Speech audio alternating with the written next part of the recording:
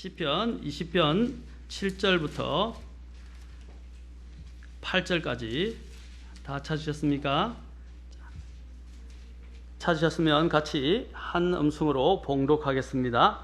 자, 시작. 어떤 자들은 병거를 신뢰하며 어떤 자들은 말을 신뢰하나 우리는 주 우리 하나님의 이름을 기억하리로다. 그들은 낮춰지고 쓰러졌을 때 우리는 일어나서 똑바로 서리로다. 기도하겠습니다. 하나님, 오늘 이 말씀을 높이시고 또한 함께 해주시기를 원합니다. 저는 부족합니다. 저의 허물을 감추시고 주님의 권능이 나타나고 주의 말씀이 저희들의 마음을 향해서 말씀하시고 저희들을 인도해 주시옵소서. 주님께 이 시간 온전히 의탁하오며 우리 주 예수님의 귀하신 조남을 받들어 기도하옵나이다. 아멘. 앉으시겠습니다. 지난번에 제가 이름의 중요성에 대해서 말씀드렸습니다. 그래서 사람들은 누구나 좋은 이름을 붙이고자 원합니다. 그래서 계시록에서도 우리는 하나님께서 이름을 주시는 것을 보게 됩니다. 그래서 3장 12절에 보면 이기는 자는 하나님의 성전에서 기둥이 되게 하고 또 하나님의 이름과 하나님의 도시, 하늘에서 하나님으로부터 내려오는 새 예루살렘의 이름을 그 위에 기록하고 하나님의 새 이름을 그 사람에게 기록하겠다고 말씀하셨습니다. 우리는 하늘에 가게 되면 새로운 이름을 부여받게 될 것입니다. 그리고 또한 우리가 알듯이 이제 대환란 시기라고 하는 시기가 오게 될 것인데 지금은 이 세상이 마지막 때에 이른 것은 사실입니다. 이제 마지막 때가 되면 우리는 하늘에 올라가게 되고 하늘에서 또 우리 주님을 만나게 되고 주님을 만남과 함께 새로운 이름을 부여받게 될 것이지만 이 땅에 있는 하나님 없이 하나님을 배반하고 하나님을 거역하고 하나님을 믿지 않는 자들이 이 땅에서 적그리스도를 자신들의 메시아로 모시게 될 것이고 그들이 또한 그와 더불어서 그 이름의 수를 가진 자, 그 바로 짐승의 이름이나 그 짐승의 이름의 수와 관련된 표를 받게 될 것입니다. 그 수를 표를 받지 않으면 그들은 아무나 사거나 아무것도 사거나 팔 수 없게 될 것입니다. 거기 보면 그 짐승의 이름 또는 그 이름의 수라고 말하고 있습니다. 이것은 굉장히 대비되어 있는 이름이죠. 또한 계시록 19장에서는 바로 예수님께서 뭐라고 불려주십니까? 바로 그분의 이름은 하나님의 말씀이라 불려주시면서 그 말씀이라 불려주신 주님께서 직접 흰말을 타고 재림하시는 장면이 나타납니다.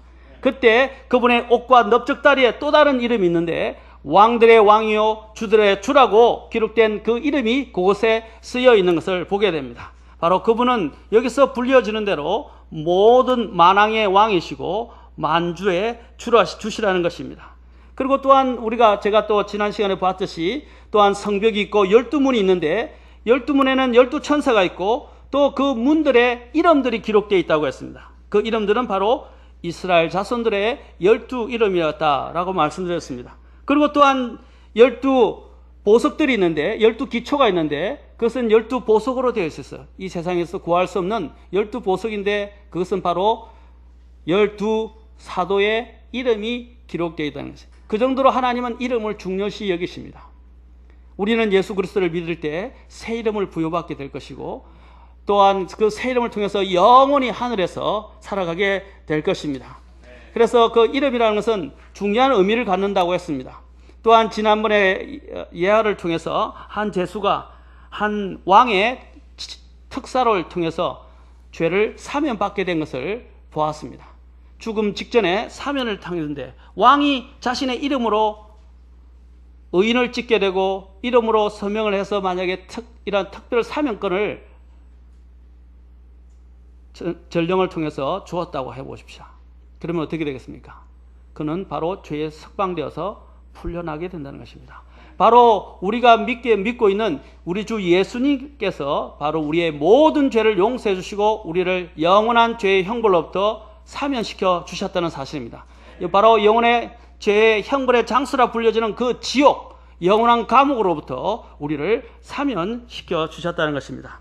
그래서 우리 주님께서는 특별히 다른 어떤 것보다도 우리 앞에서 항상 어떠한 가운데서 자신의 이름을 위하여 자신의 백성들을 불러내시고 자신의 이름을 통해서 영광을 받으시고 또 자신의 이름을 위해서 우리 성도들을 지키시고 보호하신다는 것입니다.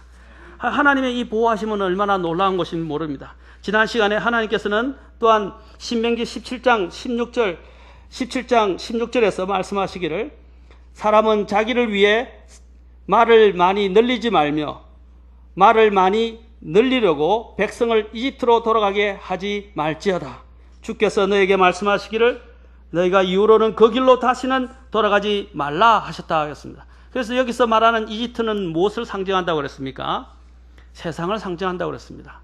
구원받은 이스라엘 백성들은 다시 노예였던 이집트로 돌아가서는 안 되듯이 구원받은 하나님의 백성들은 다시 뭔가를 얻기 위해서 어떤 세력을 얻기 위해서 의지할 것들을 얻기 위해서 또한 전쟁의 승리를 위해서 이 세상으로의 수단과 방법을 동원해서는 안 된다는 것입니다.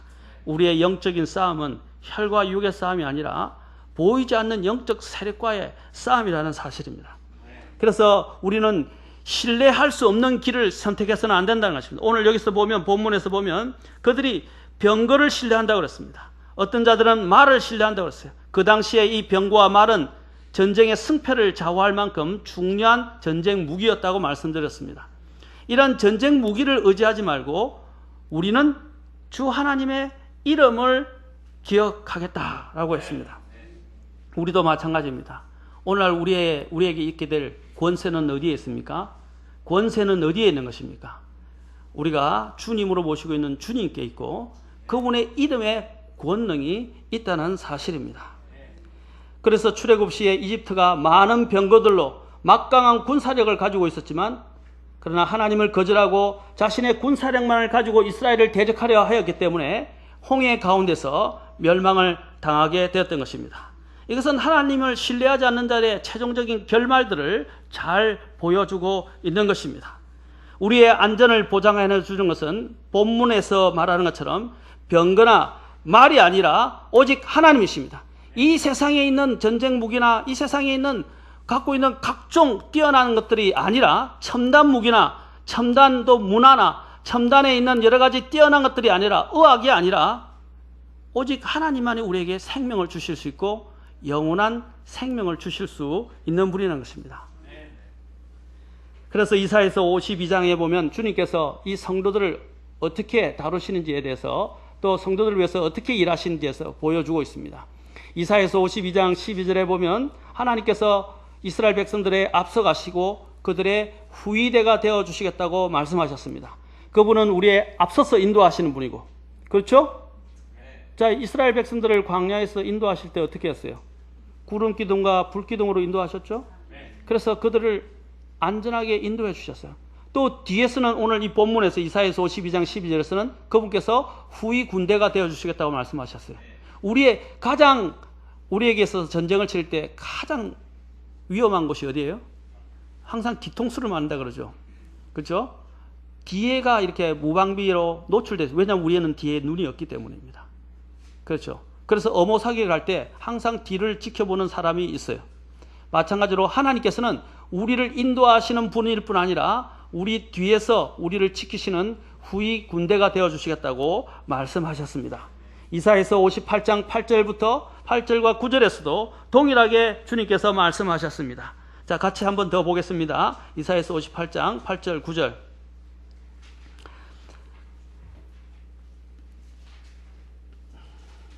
자, 여기 보면 그리하면 너의 빛이 새벽같이 터져 나오고 너의 건강이 신속히 솟구치며 너의 의가 내 앞에서 가고 주의 영광이 내 후위대가 되리니. 자, 여기서 thy reward이라고 이야기했는데 이것을 어떤 개역 성경에서는 이것을 잘못해서 보상 또는 상급, 상 이런 식으로 번역을 했는데 이것은 상, 보상이 아니라 여기서 이야기하는 것은 바로 후위 군대를 이야기합니다. 후위대가 되어 주시겠다라고 말씀하셨습니다. 자, 그리고 그렇게 해서 말씀하시면서 이사야서 58장 9절에서 그때에 너가 부르면 주가 응답하겠고 너가 부르짖으면 그가 이르기를 내가 여기 있다 하리라 라고 약속하시면서 말씀하셨습니다. 하나님은 자신의 백성을 위하십니다.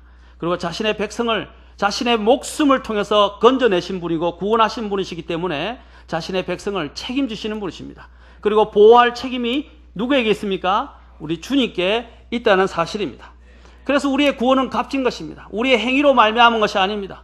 오직 주님께서 우리를 위해서 모든 것을 해주셨다는 것입니다. 우리가 해야 할 일들은 내 자신을 신뢰하거나 우리를 구원할 수 없고 우리에게 영원한 생명을 줄 수 없는 이 세상의 수단과 방법이나 전쟁 무기를 신뢰하는 것이 아니라는 것입니다. 그것은 바로 우리에게 영원한 생명을 주시고자 자신의 목숨을 기꺼이 내어놓으신 주 하나님을 신뢰하는 것입니다. 하나님은 후이대뿐 아니라 우리에게 앞서가신다고도 아까 말씀드렸습니다. 또한 우리는 이러한 사건들 위에 있었던 이러한 이집트에서 탈출해오는 이스라엘 백성들의 역사적 사건들을 곰곰이 생각해 보면 오늘날을 살아가는 성도들에게도 큰 위안이 되고 우리에게 안정감을 가져다 준다는 것입니다. 왜냐하면 그때 그들을 지키시고 보호하셨던 분이 바로 그때 그들을 지키시고 보호하셨던 분이 오늘 동일하신 하나님께서 우리를 지키시고 보호하신다는 사실입니다. 동일한 하나님은 어제나 오늘이나 내일이나 영원히 동일하신 분이십니다. 사람이 변하는 것이 하나님은 변화하시는 분이 없습니다. 그분은 회전하는 그림자도 없으십니다. 우리는 그래서 그분을 신뢰할 수 있는 것입니다. 열왕기하 19장부터 보면 또한 놀라운 사건을 여기서 기록하고 있습니다. 자, 보십시오. 하나님께서 아시라 왕에 의해서 이스라엘이 위기에 빠지게 되었을 때 하나님께서 어떻게 해주셨는가를 잘 보십시오. 그리고 이때 왕과 이스라엘 백성들이 어떻게 했는가를 잘 보십시오. 그러면 우리가 하나님이 얼마나 놀라우시고 위대하신 분인가를 우리는 보게 됩니다. 열왕기하 19장 32절부터 37절입니다. 자, 여기 보시면 이렇게 기록되어 있습니다. 그러므로 주가 아시리아 왕에 관하여 이같이 말하노라. 그가 이 도시에 이르지 못하고 이 아시리아 왕이 이스라엘을 조롱했습니다. 그리고 그들을 치려고 했습니다. 자, 그를 보면서 또 이스라엘 하나님을 모독했습니다. 그러자 이제 주님께서 그 아시리아 왕에 대해서 말씀하십니다. 그가 이 도시에 이르지 못하고 거기로 하살을 쏘지 못하며 방패를 가지고 이 도시 앞에 오지 못하며 이 도시를 치려고 언덕을 쌓지도 못하고 자기가 온 길 바로 그 길로 돌아가며 이 도시에 이르지 못하리라. 주가 말하노라. 내가 나와 내 종 다윗을 위하여 이 도시를 어떻게 한다고요? 보호하고 구원하리라 하였더라.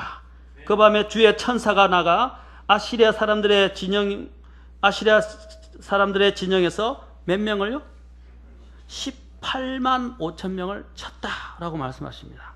그들이 아침에 일찍 일어나니 보라, 그들이 다 죽어 송장이 되었더라. 이에 아시리아 왕 사네립이 떠나고 가서 돌아가 니느웨에 거하였는데 그가 자기 신 니스록의 집에서 경배할 때에 그의 아들들인 아드람멜렉과 사레셀이 그를 칼로 치고 아르메니아 땅으로 도망가매 그의 아들 에살 하돈이 그를 대신하여 통치하니라.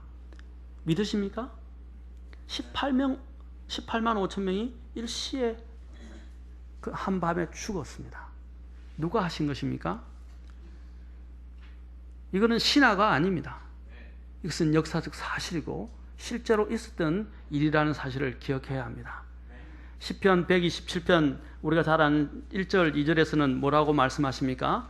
여기서 말씀하시기를 주께서 집을 세우지 아니하면 그것을 세우는 자들의 수고가 헛되며 주께서 도시를 지키지 아니하시면 파수꾼의 깨어있음이 헛사도라. 헛되도다 라고 말씀했습니다. 누가 집을 세운다고 되어 있습니까? 주 하나님입니다. 누가 도시를 지킨다고 말씀하십니까?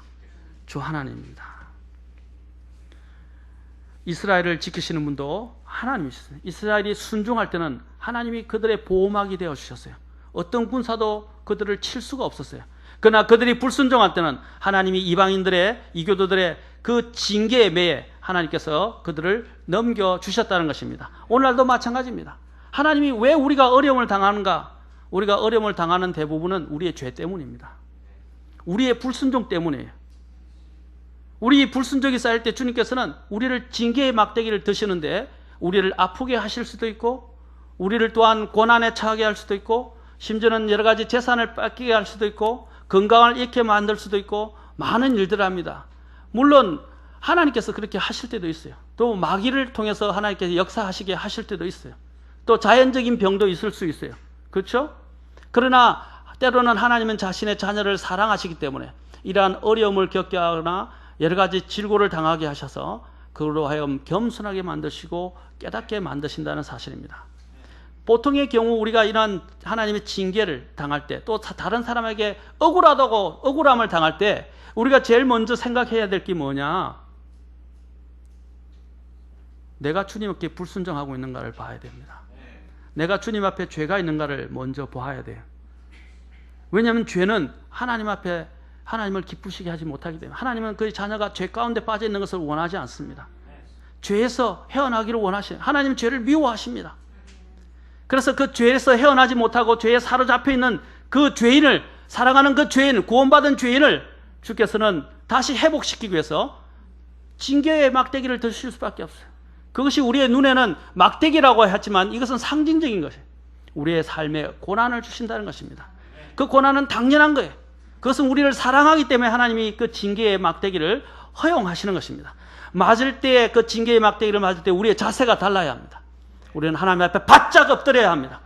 왜냐하면 하나님만이 그것을 치료하실 수 있고 또 약을 주실 수 있고 우리를 회복시킬 수 있는 유일한 분이시기 때문입니다. 하나님 앞에 나아가야 합니다. 또한 이사야서 54장 17절에서도 너를 치려고 만든 어떤 무기도 형통하지 못하리라. 재판할 때 너를 치려고 일어날 모든 혀를 너가 정죄할 것이다 라고 말씀하셨습니다. 너를 치려고 만든 어떤 무기도 형통하지 못할 것이라고 했습니다. 이스라엘 백성들이 이집트에서 탈출해 나왔을 때 주님이 큰 영광 가운데서 기적을 통해서 홍해를 가르게 하시고 그들을 인도하시고 이집트 군사들을 어떻게 했습니까? 그 홍해 바다에 수장시키셨습니다. 엄청난 기적 아닙니까? 그렇죠? 그 세찬 물이 두 갈래로 갈라지면서 벽을 쌓았어요. 그리고 그 땅이 마른 땅이 되게 하셨어요. 대단한 기적입니다. 그 기적 가운데서 이스라엘 백성들에게 주님께서 일으키시고 다가오는 이집트의 군대에 대해서 이스라엘 백성들에게 모세를 통해서 뭐라고 말씀하십니까? 출애굽기 14장 13절부터 14절에서 하나님이 놀라운 말씀을 하십니다. 모세가 백성에게 이르되 너희는 두려워하지 말고 가만히 서서 오늘 주께서 너에게 보여주실 그분의 구원을 보라. 다시는 너희가 오늘 본 이집트 사람들을 영원히 또 보지 아니하리라. 그러면서 이렇게 말씀하십니다. 주께서 너희를 위하여 싸우시리니 너는 조용히 있을지어다. 누가 싸우신다고요? 하나님이 싸우시는 거예요. 우리 눈에는 이 모든 것들이 인간이 싸우는 것처럼 보이지만은 인간의 싸움이 아닙니다. 제가 늘 이야기하죠. 우리의 마음을 잘 단속해야 된다고요. 우리의 감정을 잘 단속해야 된다고. 우리의 이런 상황에 있어서 항상 우리는 의연해야 된다고. 왜 그렇습니까? 눈에 보이고 일어나는 그 일들이 우리가 하는 게 아니에요. 우리 뒷면에 사탄이 우리를 격동케 하거나 또한 죄인을 통해서 하나님이 격동케 하는 것입니다. 우리의 마음을 하나님이 테스트하는 거예요. 우리가 왜 화를 냅니까? 우리가 왜 감정이 격동합니까? 왜 우리가 하나님 앞에서 마음을 제대로 통제하지 못하는 것입니까? 사탄이 그 통해서 역사하는 것입니다. 하나님은 우리 안에 있는 이러한 마음을 시험하시기를 원하십니다. 온전히 하나님을 신뢰하는지, 그리고 우리가 하나님을 사랑하는지, 바로 그것을 테스트한다는 것입니다. 우리의 가장 영적인 큰 싸움은 마음에 있어요. 마음. 자, 한번 보십시다. 고린도후서 10장을 잠깐 봅시다.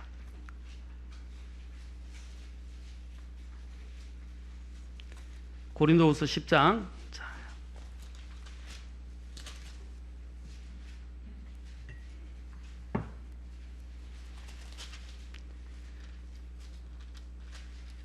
자, 1절부터 봅시다. 나 바울은 이제 그리스도의 온유함과 부드러움을 힘입어. 왜 여기서 온유함과 부드러움을 이야기했을까요? 이 마음의 문제 때문에 오늘 여기서 말씀하실 때는 온유와 부드러움을 지금 말하고 있어요. 자, 보세요. 뒤에가 더 중요합니다. 내가 너희와 함께 너희 가운데 있으면 비천하고 떠나 있으면 너희를 향해 담대하지만, 자, 2절 잘 보십시오. 내가 너희에게 간청하노니 내가 너희와 함께 있을 때 그 확신을 가지고 너희를 담대히 대하지 않게 하라. 그러나 우리를 육신에 따라 걷는 자로 생각하는 자들에 대하여는 내가 그런 확신을 가지고 담대히 대할 줄로 생각하노라. 자, 3절 특히 주목하십시오. 6절까지. 비록 우리가 육신 안에서 걸으나 육신을 따라 싸우지는 아니하노니. 우리는 육신을 따라 싸우는 사람이 아니에요. 악을 악으로 대하고 또 우리가 원수를 갖고 우리의 마음의 감정을 가지고 모든 걸 대하고 하는 게 아니라는 것입니다. 4절에 보십시오. 우리의 전쟁 무기는 육신에 속하지 아니하고 하나님을 통해 강력하여 강한 요새들도 무너뜨리느니라. 전쟁 무기는 육신에 속한 게 아니에요. 자, 보시오. 5절 우리는 상상하는 것과 또 하나님을 아는 것을 대적하여 스스로를 높이는 모든 높은 것들을 무너뜨리고, 자, 뭘 사로잡으라 했어요? 모든 생각을 사로잡아 그리스도께 순종하게 하며 너희 순종이 이루어질 때에 하나님이 어떻게 하신다고요? 모든 불순종을 응징하려고 준비되어 있노라. 우리가 해야 할 일은 뭐예요? 우리가 싸우는 거예요? 우리는 순종하는 겁니다. 그리고 우리의 생각과 상상을 하나님 앞에서 잡아서 내려놓는 거예요. 주님 앞에 내려놓아야 돼요. 그러면 누가 일하시냐면 하나님이 일하시는 거예요.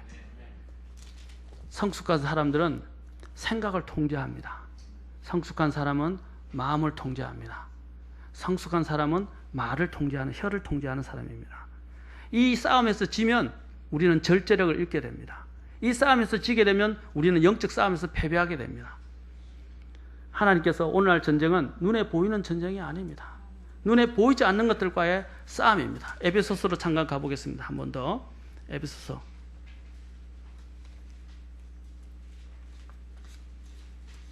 에베소서에서도 동일하게 하나님께서는 우리의 싸움이 어떠한 싸움인가를 잘 보기를 원하고 있습니다. 이러한 싸움에서 우리가 많은 사람들이 패배를 하고 지고 있습니다. 하나님은 우리의 이러한 영적인 싸움에서 우리가 이기기를 원하십니다. 특히 2장 2절도 먼저 보겠습니다. 지나간 때에는 너희가 그것들 가운데서 이 세상의 행로를, 구원받기 전에는 이 세상의 행로를 따라 걸으며 뭐라 그랬어요? 공중에 권세 잡은 통치자, 곧 지금 불순종의 자녀들 가운데서 활동하는 영을 따랐다라고 말하고 있습니다. 자, 우리가 이전에는 어떤 영들을 따라갔었습니까? 바로 하나님을 대적하는 영이었습니다. 우리 안에 불순종을 일으키는 영들을 우리가 쫓아갔었던 것입니다. 그러나 하나님께서는 이제는 우리가 이런 것들을 발견하고 더 이상 이런 영적 싸움에서 패배하지 않기를 원하고 있습니다. 우리의 싸움은 그냥 눈에 보이는 단순한 싸움이 아니라는 것을 우리는 인지해야 합니다. 하나님께서 우리를 위해서 대신 싸워 주실 것입니다. 우리가 해야 할 일은 주님의 말씀에 순종하는 것입니다. 내 자신을 낮추는 것이에요. 신명기 33장 3절에서는 이렇게 말씀하십니다. 신명기 33장 3절에서는 참으로 그분께서 백성을 사랑하셨은즉 그분의 모든 성도가 주의 손안에 있나이다. 주님은 자신의 백성을 사랑하시고 모든 그 백성이 그분의 손안에 있다고 그랬어요. 그분의 손안에서 누가 침범해서 빼앗아갈 자가 있습니까? 이길 자가 있겠습니까? 아무도 없다는 것입니다. 그리고 33장 또 출애굽기 33장 2절에서도 내가 천사를 앞서 보내겠다고 말씀하셨습니다. 하나님은 항상 선두에 서십니다. 그리고 하나님께서는 또 우리의 후위대가 되어주십니다. 아멘. 또 하나님께서는 우리의 보호막이 되어주십니다. 하나님은 우리의 또한 성리자가 되어주십니다. 우리가 해야 할 것은 우리의 마음을 낮추고 하나님을 사랑하는 것입니다. 그리고 하나님께 모든 것을 내어드리는 것입니다. 그런데 이스라엘 백성들은 어떻게 했습니까? 어려움을 당할 때마다 하나님보다는 끊임없이 주위에 보이는 시리아라든지 이집트 등의 세력에 의존했다는 것입니다. 우리가 이런 어려움이 올 때 우리도 우리 주변에 있는 나의 돈, 내가 가지고 있는 재능, 내가 가지고 있는 재물, 그리고 내가 또한 가지고 있는 여러 가지 경험들, 그런 수단들을 의지해서는 안 됩니다. 그것은 일시적인 거예요. 하나님은 그것을 우리에게서 다 빼앗아 가실 수 있어요. 우리가 의지해야 할 분은 누구입니까? 주님입니다. 이미 우리가 예수님을 믿을 때 주님은 우리에게 완전한 놀라운 권능을 주셨습니다. 그런데 우리는 맨날 이렇게 주님 앞에서 이렇게 고백하고 아멘도 물론 잘하시는 거예요. 그런데 아멘을 잘하지만 실제적인 문제가 가면 그냥 다 까먹어버려요. 다 잊어버려요. 설교한 것도 그렇고 지금 오늘 배운 말씀도 다 잊어버려요. 실제적인 삶의 문제에 부딪힐 때 되면 다 잊어버리고 이제 내 자신으로 돌아오는 거예요. 아닙니다. 우리는 항상 주님의 통제를 받아야 돼요. 그러지 않으면 넘어집니다. 그러면 육신이 드러나요. 그러면 문제가 생겨요. 사랑하는 성도 여러분, 제가 지금 이렇게 이야기하는 건 쉬운 이야기가 아닙니다. 저도 수많은 영적 싸움을 하고 있어요. 잠시만 마음을 놓으면 내 육신이 살아나서 하나님을 대적하기 시작합니다. 내가 살아나서 무의식 중에 하나님께 불순종하고 있고 하나님을 거역하고 있어요. 그리고 내 힘으로 내 지혜로 뭔가를 이루려고 성취하려고 그러고 일을 하고 있는 내 자신을 보게 됩니다. 우리는 매번마다 무릎을 꿇어야 하고 하나님께서 나의 모든 삶을 통제하시고 내 앞서가시고 나의 후위대가 되시고 나의 보호막이 되셔서 우리는 주님께 우리 자신을 항상 내어드려야 합니다. 그럴 때 주님이 일하시는, 아까 뭐라 했어요? 모든 불순종하는 것들을 내가 순종할 때에 모든 불복종하는 것들을 응징하려는 태세를 갖추고, 누가 응징한다고 그랬어요? 주님이 응징하시는 거예요. 내가 하는 게 아니에요. 그런데도 이스라엘 백성들은 여기서 보십시오. 주변에 보이는 시리아에서 말과 군대를 갖고 오고 그들의 군사를 동원해서 전쟁을 이기려고 하고, 아니면 이집트에서 데리고 오고, 하나님이 계시고 하나님이 역사 가운데서 그들 가운데서 했는데도 불구하고 수많은 역사들 가운데서도 이스라엘 백성들은 하나님께 구하고 하나님 앞에서는 18만 5천 명이나 죽이고 수십만 명의 사람들을, 수백만 명의 사람들을 하나님께서 적군들을 무찌르기도 하신 역사를 보여주셨는데도 불구하고 또 자신의 군사의 수를 헤아리고 다시 또 도움을 얻기 위해서 시리아로, 하나님께 구하지 않고 시리아로 돌아가고 이집트로 돌아갔던 것입니다. 우리도 그래요. 하나님이 얼마나 많은 것들을 보여주셨어요. 얼마나 우리의 삶에 개입하셨어요. 얼마나 많은 기도 응답들을 해주셨어요.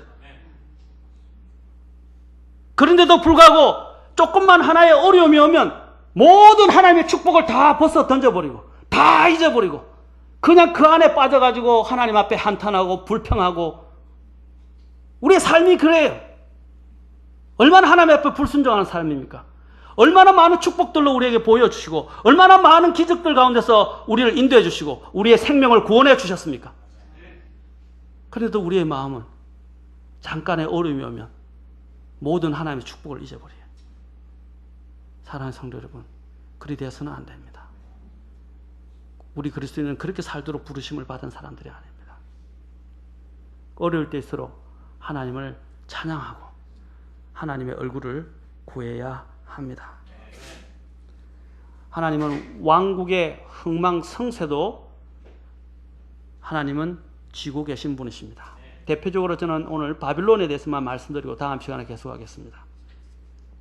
바빌론의 경우 가장 위대한 왕이 누구였습니까? 느부갓네살 왕이었습니다. 그 왕은 화려하고 대단한 규모의 왕국이 벨살살 왕 때 하나님께서 하나님의 손에 의해 내침을 받게 되는 것을 보게 됩니다. 우리가 알고 있듯이 다니엘의 꿈을 꾸었을 때 금머리부터 나중에 철과 진흙으로 된, 그죠? 발과 발가락이 있었죠. 자, 금머리, 언가슴, 그 다음 동, 그죠? 동허리, 그 다음에 철, 다리, 이렇게 해서 그 왕국이, 곧 이 금은 누구를 이야기했습니까? 바빌론 왕국을 상징하는 것이에요. 가장 그 금의 비중도가 높았어요. 그렇죠? 금속에 있어서 비중도가 높은 정도로 철의 권력을 장악했던 사람이 바로 느부갓네살 왕이었어요. 그런데 그가 어떻게 되었습니까? 교만해서 자기가 자신의 왕국을 건설했다고 하나님 앞에서 자랑하기 시작했습니다. 여러분 다니엘서 4장으로 보면 그 이야기가 다 나옵니다. 그래서 하나님께서 그들을 깨닫게 하기 위해서 어떻게 하셨어요? 그를 짐승처럼 미치게 만들고 들로 내보내서 7년 동안 야수처럼 지내며 풀과 이슬을 먹고 살게 하셨어요. 미친 듯. 그래서 왕위도 쫓겨났어요. 그러다가 7년 뒤에 어떻게 됩니까? 제정신이 돌아오면서 하나님이 왕국을 다스리시고 왕국을 줄 수도 있고 빼앗을 수도 있는 분이라는 것을 깨닫게 됩니다. 그때서야 하나님이 그의 교만함을 낮추시고 깨어지기 시작했을 때 그를 다시 왕위에 앉히십니다. 그리고 하나님을 찬송합니다. 사랑하는 성도 여러분, 이것은 실제로 있었던 역사의 이야기입니다. 우리가 볼 때는 이 왕국이 엉망인 것 같죠? 지금 사탄이 다 조종하는 거예요. 우리가 다니엘서를 보면 다니엘서 8장과 10장을 보면 그 뒤에 이 각각 나라의 뒤에 누가 있습니까? 우리가 보통 영어로 government라고 그러죠. government. 정사 아닙니까? 정사. 그렇죠? 그 정사의 뒤에는 누가 있습니까? 사탄의 세력들이 있다고 말하고 있습니다. 마귀의 세력들이. 그 마귀의 세력들이 각각 나라들을 가지고 전쟁을 일으키는 것처럼 보입니다. 그러나 그렇지 않습니다. 하나님은 이 땅에 자신의 왕국을 세우실 것입니다. 자신의 성도들을 데려가실 것입니다. 영원한 한 왕국, 쇠하지 않는 그 왕국을 하나님께서 이 땅에 세우실 것입니다. 그것은 바로 하나님이 만왕의 왕이라는 것을 보여주는 것입니다. 느부갓네살 왕의 화려하고 대단한 규모의 왕국이 벨사살 왕의 때에 가서는 하나님의 손에 의해 완전히 패망당합니다. 여러분, 바빌론의 그 성은요, 철의 성벽이었어요. 뚫을 수가 없었어요. 그 위에 몇 대의 전차가 지나갈 만큼 이런 두꺼운 성벽이 도저히 무너뜨릴 수 없는 성벽이었어요. 근데 그 바빌론이 무너졌어요. 벨사살 왕 때. 기적적으로 하나님이 역사하셔서 페르시아 군대가 그 안에 들어가게 하셨어요. 있을 수가 없는 일이었죠. 그래서 하나님이 교만한 그 벨사살 왕에게 나타나서 말해요. 메네 되게 우발하신 너를 저울에 달아보니까 내가 모질하고 너의 왕국을 나누겠다 말씀하신 대로 그날에 벨사살 왕이 죽임을 당하고 교만했던 페르시아 군대에 의해서 멸망당하게 됩니다. 538년경입니다. 8년에서 6년 사이입니다. BC. 사랑하는 성도 여러분, 우리가 의지할 것이 무엇입니까? 한 줌의 흙으로 들어가 버리고 잃어버릴 것들을 위해서 살지 마십시오. 그것을 지려고 하지 마세요. 내 권능과 재능과 건강을 자랑하지 마십시오. 이것은 있다가도 없어지고 사라질 것들입니다. 우리에게 영원히 남는 우리의 확신과 우리의 안전은 바로 주님께로부터 온다는 사실을 우리는 꼭 기억하시기 바랍니다. 일이 있으면 주님께 부르짖으십시오. 주님께 구해 보십시오. 제가 한 자매님에게도 이야기했지만 하나님 앞에 무릎 꿇고 정말 내 혼을 쏟아놓으면서 부르짖으면 하나님께 부르짖어 본 적이 있습니까? 내 문제를 가지고 정말 하나님 앞에 혼을 쏟으면서 하나님께 구해 보신 적이 있으십니까? 안나처럼 혼을 쏟아보면서 주님께 구해 보십시오. 물에 빠져 죽어가는 사람이 살려주세요 한번 하고 끝나면 되겠습니까? 또 물에 빠져가는 사람이 그냥 살려주세요 이렇게 하면 되겠습니까? 살려주세요! Help me! 맞습니까? 안 맞습니까? 하나님 앞에 부르짖고 도움을 구하려면 그런 식으로 절박하게 간절하게 정말 하나님 앞에 나서서 외쳐야지. 살려주세요. 아니면 그만. 아니에요. 하나님께 한번 매달려 보세요. 안나처럼 정말 자신의 혼의 고통을 가지고 신음하면서 부르짖어 보세요. 하나님은 뭐라 하십니까? 내가 여기 있다 하고 응답하시겠다고 약속하셨어요. 우리의 문제는 말은 이야기하지만 하나님을 신뢰하지 않는 경우입니다. 자, 마지막으로 본문 다시 한번 읽고 마치겠습니다. 오늘 다음 시간에 계속하겠습니다. 우리는 주님의 이름에 대해서 지금 알아봅니다. 다음 시간에 주님의 이름, 예수님의 이름의 권능에 대해서 다음 시간에 알아보겠습니다. 권능에 대해서 여러분 성경 전반을 보면서 그 다음부터는 하나님의 이름 하나하나를 살펴보겠습니다. 시편 20편 7절 8절 다 같이 읽고 마치겠습니다. 다 같이 일어서서 읽고 마치겠습니다. 오늘 이 구절들을 여러분 명심하시고 꼭 기억하시고 하실 수 있기를 바랍니다. 시편 20편 7절 8절입니다. 다시 읽고 마치겠습니다. 시작. 어떤 자들은 병거를 신뢰하며 어떤 자들은 말을 신뢰하나 우리는 주 우리 하나님의 이름을 기억하리로다. 그들은 낮추어지고 쓰러졌을 때 우리는 일어나서 똑바로 서리로다. 아멘. 기도하겠습니다.